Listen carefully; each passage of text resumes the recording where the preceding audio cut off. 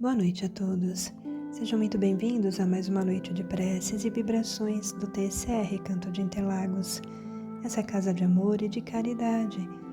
Que a doce e serena paz de Jesus nos envolva e, como é de costume, eu os convido a pegarem um copo ou garrafa com água para que sejam fluidificadas pela equipe espiritual, colocando o lenitivo, o remédio necessário para cada um de nós. E vamos buscar um lugar de recolhimento interno para fazermos a nossa prece. Vamos nos acomodando confortavelmente. Aqueles que desejarem fechar os olhos, fiquem à vontade. E vamos deixando de lado tudo aquilo que nos envolveu no dia de hoje, elevando o nosso pensamento ao alto. Que Deus, nosso Pai, nos abençoe. Que Jesus, o Mestre e amigo de todos os momentos, envolva os nossos corações num clima de paz, de esperança, de confiança, para que possamos usufruir desse verdadeiro ágape e possamos nos sentir mais juntos dele, mais unidos ao seu coração. E assim, irmanados em um só pensamento, vamos nos sentindo abraçados pelos nossos anjos protetores, agradecendo ao nosso Pai de bondade, de infinito amor, por mais uma vez estarmos reunidos nesta corrente de oração. Agradecemos pela oportunidade da reencarnação, que nos permite aprender cada vez mais nessa longa estrada chamada evolução. Senhor, que nesta noite estejamos todos amparados e fortalecidos, que possamos evoluir com todas as oportunidades que nos chegam. Que assim seja. A Condessa Paula era uma mulher jovem, bela, rica, de um ilustre nascimento segundo o mundo, e por outro lado, um modelo acabado de todas as qualidades do coração e do espírito. Ela morreu aos 36 anos, em 1851. Era uma dessas pessoas cuja oração fúnebre se resume nestas palavras em todas as bocas: por que Deus retira tão cedo tais pessoas da terra? Felizes aqueles que fazem assim bendizer a sua memória. Ela era boa, doce e indulgente para todo mundo, sempre pronta a desculpar ou atenuar o mal em lugar de agravá-lo. Nunca a maledicência manchou seus lábios. Sem arrogância nem orgulho, tratava os seus inferiores com uma benevolência que nada tinha de baixa familiaridade, e sem tomar diante deles ares de grandeza ou de uma proteção humilhante. Compreendendo que as pessoas que vivem de seu trabalho não são capitalistas e que têm necessidade do dinheiro que lhes é devido, seja por seu estado, seja para viver, jamais ela fez esperar um salário. O pensamento de que alguém pudesse sofrer de uma falta de pagamento por sua culpa era-lhe um remorso de consciência. Não era dessas pessoas que procuram sempre o dinheiro para satisfazerem as suas fantasias e não o têm nunca para pagarem o que devem. Ela não compreendia que pudesse ser de bom gosto para um rico ter dívidas e ficaria humilhada podendo-se dizer que os seus fornecedores eram obrigados a fazer-lhe adiantamentos. Também em sua morte não houve senão lamentos e nenhuma reclamação. A sua beneficência era inesgotável, mas não era essa beneficência oficial que se expõe publicamente. Nela era a caridade do coração e não da ostentação. Só Deus sabe as lágrimas que ela secou e os desesperos que acalmou, porque essas boas ações não tinham por testemunhas senão ela e os infelizes que assistia. Sabia, sobretudo, descobrir esses infortúnios ocultos, que são os mais pungentes, e que socorria com a delicadeza que eleva a moral ao invés de abaixá-la.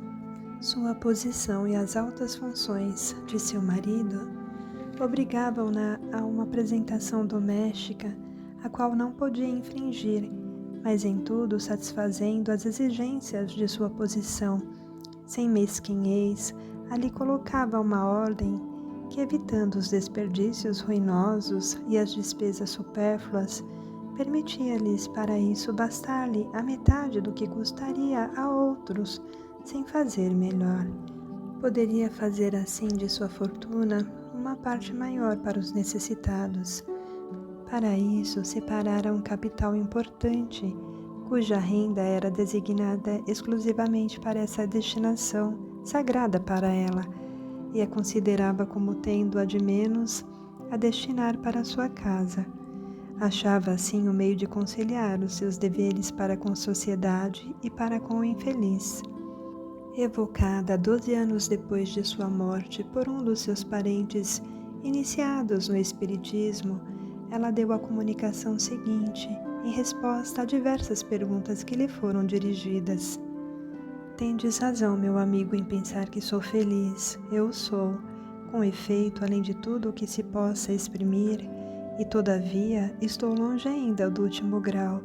Entretanto, estou entre os felizes da terra, porque não me lembro de ter provocado a tristeza real. Juventude, saúde, fortuna, homenagens, eu tinha tudo o que constitui a felicidade entre vós.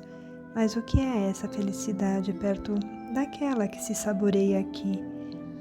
Que são as vossas mais esplêndidas festas, onde se expõem os mais ricos ornamentos, perto dessas assembleias de espíritos resplandecentes de uma luz que a vossa vista não poderia suportar e que é o apanágio da pureza?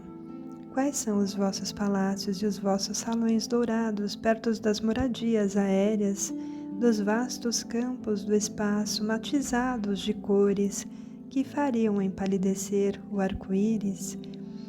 Que são os vossos passeios, de passeios contados em vossos parques, perto das excursões através da imensidade, mais rápidas do que um relâmpago? Que são os vossos horizontes limitados e nebulosos, perto do espetáculo grandioso dos mundos, que se movem no universo sem limites, sob a poderosa mão do mais alto? Quantos vossos mais melodiosos concertos são tristes e gritantes perto dessa suave melodia que faz os fluidos do éter e todas as fibras da alma? Quanto as nossas maiores alegrias são tristes e insípidas perto da inefável sensação de felicidade que penetra incessantemente todo o ser como um eflúvio benfazejo, sem mistura de nenhuma inquietação, de nenhuma apreensão, de nenhum sofrimento. Tudo aqui respira o amor, a confiança, a sinceridade. Por toda parte, corações amantes, por toda parte, amigos, nenhuma parte de invejosos e ciumentos. Tal é o mundo onde estou, meu amigo, e onde chegareis infalivelmente seguindo o caminho reto. Entretanto, se deixaria cedo uma alegria uniforme, não credes que a nossa seja isenta de peripécias? Não é nenhum concerto perpétuo, nem uma festa sem fim, nem uma beata contemplação durante a eternidade. Não, é o movimento, a vida, a atividade. As ocupações, embora isentas de fadigas, dão-lhe uma incessante variedade de aspectos e de emoções pelos milhares de incidentes de que são salpicadas. Cada um tem a sua missão a cumprir, os seus protegidos a assistir, amigos da terra para visitar, mecanismos da natureza a dirigir, almas sofredoras para consolar. Se vai ou vem, não de uma rua a outra, mas de um mundo ao outro, reúne-se ou separa-se para reunir em seguida, reúne-se num lugar, comunica-se o que se fez, felicita-se pelos sucessos alcançados, combina-se, assiste-se reciprocamente nos casos difíceis. Enfim, asseguro-vos que ninguém tem o tempo de se aborrecer um segundo. Neste momento, a Terra é o nosso grande objeto de preocupação. Que movimento entre os espíritos, que numerosas cortes afluem para concorrer em sua transformação. Dir-se-ia uma multidão de trabalhadores ocupados em desbravar uma floresta sob a condução de chefes experimentados. Uns abatem as velhas árvores com machado, arrancam as profundas raízes, outros desentulhando, estes lavrando e semeando, aqueles edificando a nova cidade sobre as ruínas carcomidas pelo velho mundo. Durante esse tempo, os chefes se reúnem, formam conselhos e enviam mensageiros para darem ordens em todas as direções. A terra deve estar regenerada num tempo dado. É necessário que os desígnios da providência se cumpram. Por isso, cada um está na obra. Não credes que eu seja simples espectadora desse grande trabalho. Teria vergonha de ficar inativa enquanto todo o mundo se ocupa. Uma missão importante me está confiada e esforço-me para cumpri-la com o melhor de mim. Não foi sem lutas que cheguei à posição que ocupo na vida espiritual.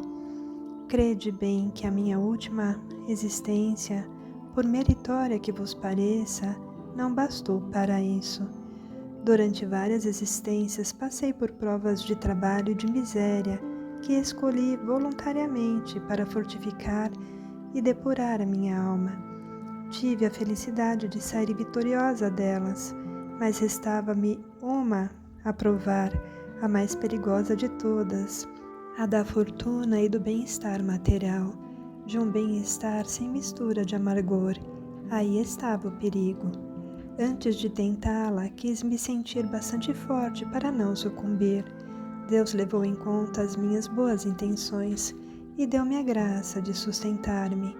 Muitos outros espíritos, seduzidos pelas aparências, apressam-se em escolhê-la, muito fracos ainda para afrontarem o perigo. As seduções triunfam de sua inexperiência. Trabalhadores, estive em vossas fileiras. Eu, a nobre senhora como vós, já ganhei o pão com o suor de minha fronte, experimentei provações, sofri intempéries, e foi o que desenvolveu as forças viris de minha alma. Sem isso, provavelmente teria sido mal sucedida na minha última prova, o que me arrojaria bem longe para trás. Como eu, tereis também, ao vosso turno, a prova da fortuna, mas não vos apresseis em pedi-la muito cedo. E vós que sois ricos, tendes sempre presente no pensamento que a verdadeira fortuna, a fortuna imperecível, não está na terra, e compreendei a que preço podereis merecer os benefícios do Todo-Poderoso. Está no livro O Céu e o Inferno ou a Justiça Divina segundo o Espiritismo, de Allan Kardec. Fé e equilíbrio em todas as direções.